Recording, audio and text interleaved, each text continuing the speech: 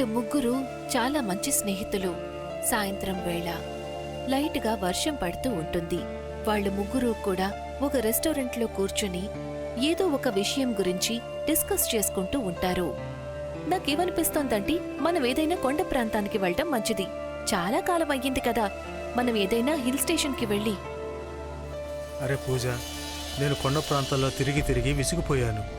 కిందటిసారి నువ్వు చెప్పావు కదా అని మన ముగ్గురు మనాలికి వెళ్ళాము. చలికి తట్టుకోలేకపోయాము. అయితే నీకు ఎక్కడికైనా వెళ్ళే ఛాయిస్ ఉందా? నాకేం అర్థం కావడం లేదు. నాకు చాలా బాగా తెలుసు పూజ నీ గర్ల్ ఫ్రెండ్ అని. నువ్వు నీ గర్ల్ ఫ్రెండ్ మాటని ఎప్పటికీ కాదనలేవు. సో న్యాచురల్ కదా, ఈసారి కూడా నువ్వు నీ గర్ల్ ఫ్రెండ్ అని ఏమీ కాదనలేవు. నువ్వేం మాట్లాడుతున్నావు? ప్రతిసారి పూజ మాటని వినలేము. ఓకే ఓకే, మీరిద్దరూ ఇప్పుడు దీని గురించి గొడవ పడక్కర్లేదు. సరే, ఈసారి నేను ఏమీ చెప్పదలుచుకోలేదు. మీరిద్దరే డిసైడ్ చెయ్యండి ఈసారి మనం ముగ్గురం తిరగడానికి ఎక్కడికి వెళ్దాము అని. మనం ఈసారి బెనారస్కి వెళ్తే ఎలా ఉంటుంది? బెనారస్ చాలా అందమైన చోటు అని నేను విన్నాను. నువ్వు చాలా మంచి మాట చెప్పావు. నువ్వు మౌంటైన్ పెయింటింగ్స్ అయితే చాలా వేశావు. నాకు అర్థమైంది, ఈసారి నువ్వు నీ పెయింటింగ్స్లో బెనారస్ అందాన్ని నింపేయాలనుకుంటున్నావు అని. నేను కూడా బెనారస్కి వెళ్లాలని చాలా కాలంగా అనుకుంటున్నాను. అయితే మరి ఫిక్స్. రేపు ఉదయం మనం బెనారస్కు బయలుదేరదాం. మరుసటి రోజు అశోక్, నితిన్ ఇంకా పూజ కార్లో ఢిల్లీ నుంచి తిన్నగా బనారస్కి బయలుదేరతారు. కొన్ని గంటల్లోనే వాళ్ళు ముగ్గురు బనారస్లో ఒక హోటల్కి చేరుకుంటారు.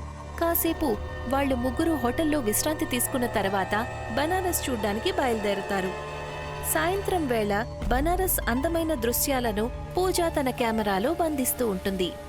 నాకేమనిపిస్తుందంటే నేను బెనారస్కి రావాలనే నా నిర్ణయం తప్పు కాదు అని. నువ్వు చాలా సరిగ్గా చెప్పావు అశోక్. ఇక్కడ చాలా ప్రశాంతంగా ఉంది. నాకేమనిపిస్తుందంటే మన ముగ్గురు సంవత్సరంలో ఒకసారైనా బెనారస్కు తప్పకుండా రావాలనిపిస్తుంది. అప్పుడే మనం మన మనసుల్ని కాస్త శాంతపరచుకోవచ్చు. నువ్వు చాలా సరిగ్గా చెప్పావు. ఇక చూడు, పూజ ఇక్కడికి వచ్చి ఎంత సంతోషంగా ఉందో. ఇక్కడికి వచ్చినప్పటి నుంచి తను బెనారస్ విధులను ఫోటోలు తీస్తూనే ఉంది. పూజకి ఫోటోగ్రఫీ అంటే చాలా ఇష్టం కదా. నీకు పెయింటింగ్ వేయడం అంటే చాలా ఇష్టం. సాయంత్రం అయిపోయింది కదా, ఇక ఇక్కడ చాలా అందమైన దృశ్యాలు కనిపిస్తున్నాయి. ఈ సుందరమైన దృశ్యాన్ని నువ్వు నీ పెయింటింగ్లో చూపించవచ్చు కదా. మంచి ధరకు అమ్ముడుపోతాయి. ఈసారి నేను విచిత్రమైన పెయింటింగ్స్ చేయాలనుకుంటున్నాను. నేను విన్నాను బెనారస్లో మణికర్ణికా ఘాట్ చాలా ప్రసిద్ధి చెందిందట. అరే, మణికర్ణికా ఘాట్ అంటే అది ఈ ప్రపంచంలోనే అతిపెద్ద శ్మశానం. నువ్వు అక్కడికి వెళ్ళి పెయింటింగ్స్ చేస్తావా? మిత్రమా, ఈ ఆంగ్లేయులు అటువంటి పెయింటింగ్స్నే ఇష్టపడతారు. అయితే మరి ఇంకెందుకు ఆలస్యం? పద, మణికర్ణికా ఘాట్కే వెళ్దాం. అశోక్, నితిన్ ఇంకా పూజ తిన్నగా మణికర్ణికా ఘాట్కి వెళ్తారు. అక్కడ చాలా చితులు కాలుతూ ఉంటాయి. ఆ దృశ్యాన్ని చూసి పూజ ఇంకా నితిన్ కంగారు పడతారు. కాసేపటి క్రితం మనసంతా ప్రశాంతంగా ఉంది, ఇక్కడికొచ్చి చాలా విచిత్రమైన కంగారు మొదలయ్యింది. ఈ దృశ్యాన్ని చూసి కంగారు పడకు పూజ, ఎందుకంటే ఇదే జీవితానికి చెందిన అంతిమ సత్యం. నువ్వు చాలా సరిగ్గా చెప్పావు అశోక్. మనం ఇలా అనకూడదు. మన అందరి అంతం చివరికి ఇక్కడే జరుగుతుంది అని. ఏదేమైనా నేను వెళ్లి కారులో కూర్చుంటాను. ఆ మాట చెప్పి పూజ వెళ్లి కారులో కూర్చుంటుంది. ఇక అశోక్ మణికర్ణికా ఘాట్ని తన పెయింటింగ్స్లో మొదలు పెడతాడు. రాత్రి 8 అవుతుంది. అశోక్ పెయింటింగ్లో మునిగిపోయి ఉంటాడు. అప్పుడే ఒక భయంకరమైన గొంతు అశోక్ ఇంకా నితిన్లకు వినిపిస్తుంది. మీరిద్దరూ ఈ సమయంలో ఏం చేస్తున్నారు ఇక్కడ? ఆ భయంకరమైన గొంతును విని వాళ్ళిద్దరూ వెనక్కి తిరిగి చూస్తారు. వాళ్ల ఎదురుగా ఒక అఘోరి నిలబడి ఉంటాడు. అతను తన ఎర్రని కళ్లతో వాళ్ళిద్దరినీ చూస్తూ ఉంటాడు. నేను ఈ చోటుని పెయింటింగ్లో వేస్తున్నాను. పెయింటింగ్ అంటే మీకు అర్థమవుతుంది కదా, చిత్రపటం. పెయింటింగ్ అంటే నువ్వు నాకు చెప్పనక్కర్లేదు. నువ్వు పెయింటింగ్ వేయటం గురించి నాకు ఎటువంటి అభ్యంతరమూ లేదు. కానీ పెయింటింగ్ వేయటానికి నువ్వు ఏ సమయాన్ని అయితే ఎన్నుకున్నావో అది తప్పు. వెళ్ళిక్కడి నుంచి వెళ్ళిపో. రేపు ఉదయం వచ్చి పెయింటింగ్ చేసుకో. రాత్రి కాగానే ఇక్కడి నుంచి వెళ్ళిపో. మీరు అసలు ఏం మాట్లాడుతున్నారు? నాకు రాత్రి వేళ పెయింటింగ్ చేయాలని ఉంది. అశోక్ మాటలు విని అఘోరి అశోక్ని చాలా కోపంగా చూస్తూ ఇలా అంటాడు. నేను నీకు చెప్తున్నాను కదా బాబు, నువ్వు పెయింటింగ్ వేసుకోవాలనుకున్న సమయం తప్పుగా ఎంచుకున్నావు. ఇక్కడి నుంచి వెళ్ళిపో.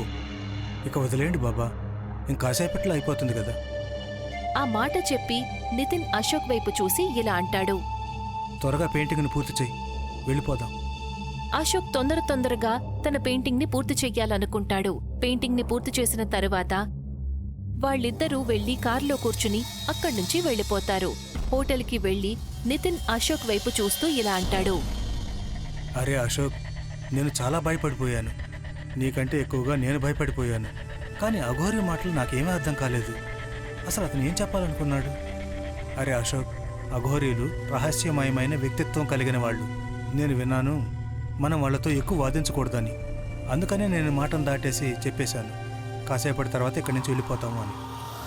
వాళ్ళిద్దరి మాటలు పూజ అక్కడే కూర్చుని వింటూ ఉంటుంది. నాకస్సలు తెలియలేదు అంత జరిగింది అని. నీకెలా తెలుస్తుంది? నువ్వు వెళ్ళి కారులో కూర్చొని ప్రశాంతంగా పాటలు వింటూ కూర్చున్నావు కదా. ఏది నాకు చూపించు, నువ్వు పెయింటింగ్ ఎలా వేశావు? అశోక్ పెయింటింగ్ తీసి పూజకు చూపిస్తాడు. Wow, amazing Ashok! నువ్వు మణికర్ణికా ఘాట్ని నీ పెయింట్లో అలాగే దించేశావు. ఇంత బాగా అయితే ఫోటోగ్రాఫ్స్ లో కూడా రావు. నువ్వు పెయింటింగ్ ని చాలా బాగా వేశావు. నాకు నమ్మకముంది అశోక్, నీ ఈ పెయింటింగ్ నీకు లక్షల్లో లాభాలు కలిగిస్తుంది. పూజ మాటలు విని వాళ్ళు ముగ్గురు కూడా నవ్వుతారు. వాళ్ళు ముగ్గురు చాలాసేపు రూంలో మాట్లాడుకుంటూ ఆ తర్వాత నిద్రపోతారు. అర్ధరాత్రి దాటిన తరువాత అశోక్ ఇంకా నితిన్కి నిద్రలో చాలా వేడిగా అనిపిస్తుంది. వాళ్ళకి ఎలా అనిపిస్తుందంటే గదంతా కూడా మంటలతో నిండిపోయింది అని. వాళ్ళిద్దరి నుదురు చెమటతో నిండిపోయి ఉంటుంది. ఉన్నట్టుండి గదిలో టెంపరేచర్ ఎంత ఎక్కువగా ఎందుకయింది? నిజానికి ఏసీ అయితే ఫుల్లోనే ఉంది. నాకు కూడా ఏమీ అర్థం కావడం లేదు. వేడి వల్ల నాకు నిద్ర కూడా పట్టడం లేదు. ఎలా అనిపిస్తుందంటే మనమిద్దరం ఇంకా మణికర్ణికా ఘాటిలో చితి ముందు నిలబడ్డట్లుగా ఉంది. నితిన్ మాట విని అశోక్ ఎంతో ఆశ్చర్యపోయి తన పెయింటింగ్ వైపు చూస్తాడు. ఎదురుగా ఉన్న దృశ్యాన్ని చూసి తన కళ్ళు భయంతో అలాగే ఉండిపోతాయి. అతను అనుభూతి చెందుతాడు ఆ పెయింటింగ్ లోపల మంటలు మండుతున్నాయి అని. అతనికెలా అనిపిస్తుందంటే పెయింటింగ్గా వేసింది వాస్తవికంగా మారిపోయింది అని. ఉన్నట్టుండి పూజ కూడా కంగారుగా నిద్రలేస్తుంది. మన గదిలో ఇంత వేడెందుకు పెరిగిపోయింది? పూజ చూసేసరికి అశోక్ ఇంకా నితిన్ ఎంతో కంగారుగా పెయింటింగ్ వైపే చూస్తూ ఉంటారు. ఉన్నట్టుండి ఆ పెయింటింగ్ లోపల నుంచి ఒక నల్లని పొగ బయటికి వస్తుంది. ఆ పొగ గది మొత్తం కబ్జా చేస్తుంది. అసలు ఇక్కడ ఏం జరుగుతుంది? నాకు కూడా ఏమీ అర్థం కావడం లేదు. అసలు ఇక్కడ ఏం జరుగుతుంది? నాకసలేమీ కనిపించడం లేదు అశోక్. కాసేపటి తర్వాత అంతా మామూలుగా మారిపోతుంది. వాళ్ళ ముగ్గురికి అంతా స్పష్టంగా కనిపిస్తుంది.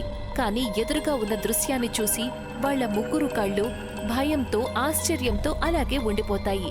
వాళ్ళు ముగ్గురు చూసేసరికి వాళ్ళు తమ రూంలో కాదు, మణికర్ణికా ఘాట్ దగ్గర నిలబడి ఉంటారు.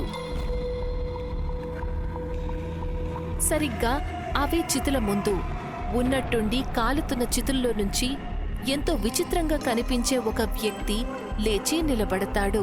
అతన్ని చూసి వాళ్ళు ముగ్గురు భయంతో చాలా గట్టిగా అరుస్తారు. అతని మాంసం అక్కడక్కడ కాలిపోయి ఉంటుంది. అతని కళ్ళు ఎర్రగా ఉంటాయి.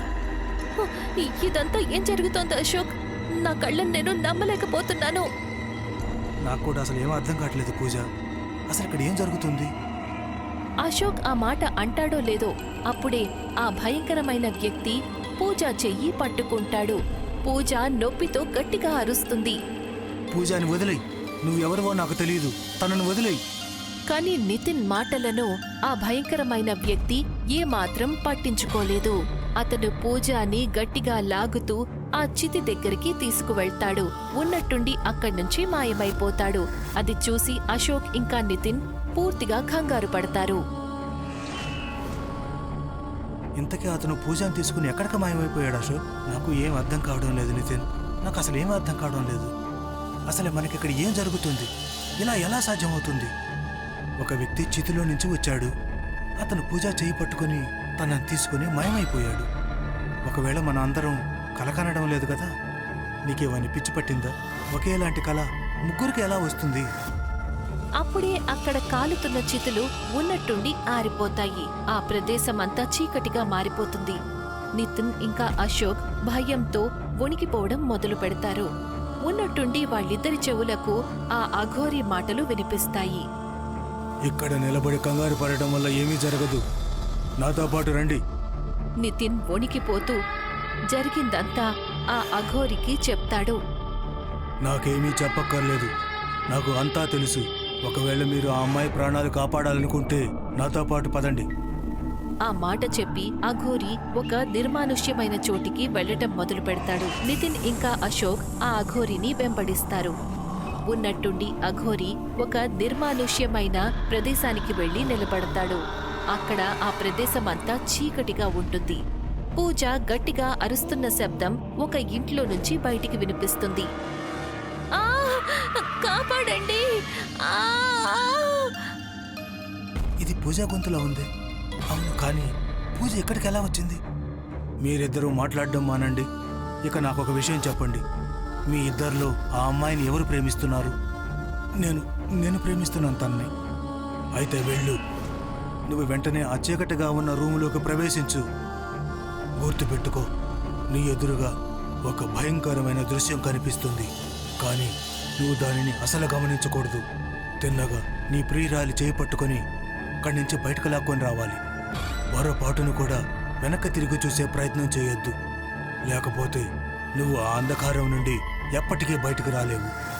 అఘోరి మాటలు విని నితిన్ తిన్నగా అంధకారంలోకి ప్రవేశిస్తాడు. అతను అంధకారంతో నిండి ఉన్న ఆ ఇంట్లోకి ప్రవేశిస్తాడో లేదో ఎదురుగా ఉన్న దృశ్యాన్ని చూసి అతను భయంతో గట్టిగా అరుస్తాడు. అక్కడ చనిపోయిన చాలా మంది పూజాని పట్టుకుని ఉంటారు. నన్ను కాపాడు నితిన్, నన్ను కాపాడు! నితిన్ తిన్నగా పూజ దగ్గరికి వెళ్లి నిలబడతాడు. నా చెయ్యి పట్టుకో పూజ, నీకేమీ కాదు. పూజ నితిన్ చెయ్యి పట్టుకుంటుంది. నితిన్ పూజ చెయ్యి పట్టుకుని అక్కడ్నుంచి పరిగెడతాడు. పరిగెడుతున్నప్పుడు ఎన్నో భయంకరమైన అరుపులు వాళ్ల చెవులకు వినిపిస్తాయి. అయినా సరే వాళ్ళు వెనక్కి తిరిగి చూడరు. కాసేపట్లో వాళ్ళిద్దరూ అఘోరి ముందుకొచ్చి నిలబడతారు. ఇదెలా సాధ్యమవుతుంది బాబా? నేను ఈ పెయింటింగ్ని హోటల్కి తీసుకువెళ్ళాను. అక్కడ ఉన్నట్టుండి ఒక నల్లని పొగొచ్చి మేము ముగ్గురు ఇక్కడికొచ్చి పడ్డాము. మీరు ముగ్గురు ఇక్కడి నుంచి వెళ్ళనే లేదు. నేను మీ ముగ్గురిని ఇక్కడి నుంచి వెళ్ళమని చెప్పినప్పుడు ఇక్కడ ఉన్న కొన్ని చీకటి శక్తులు మీ ముగ్గురు చుట్టూ తిరుగుతూ ఉన్నాయి. కానీ మీరు నా మాటను వినిపించుకోలేదు. కానీ మేము హోటల్కి వెళ్ళి మేము ముగ్గురు కూర్చొని మాట్లాడుకున్నాం. అదంతా ఏంటి? అదంతా మీ భ్రమ మాత్రమే. గుర్తుపెట్టుకోండి, ఏ చోటుకు వెళ్ళాలన్నా ఒక సరైన సమయం ఉంటుంది. మీరు పెద్దవాళ్ల మాటలను పట్టించుకోవాలి, వాళ్ళ మాటల్ని ఎగతాళి చేయకూడదు. ఒకవేళ ఇవాళ నేను ఇక్కడ లేకపోతే మీరు ముగ్గురు శాశ్వతంగా ఈ ఘాట్ చుట్టూ తిరుగుతూ ఉండిపోయేవారు. కానీ మనుషులుగా కాదు, ఆత్మలుగా. ఆ మాట చెప్పి అఘోరి అక్కడ్నుంచి వెళ్లిపోతాడు. అశోక్, పూజ ఇంకా నితిన్ అదే రోజు రాత్రి ఇంటికి తిరిగి వెళ్లిపోతారు. వాళ్ళు ఇవాళ్టికి ఆ సంఘటన గురించి గుర్తు చేసుకుని వణికిపోతూ ఉంటారు.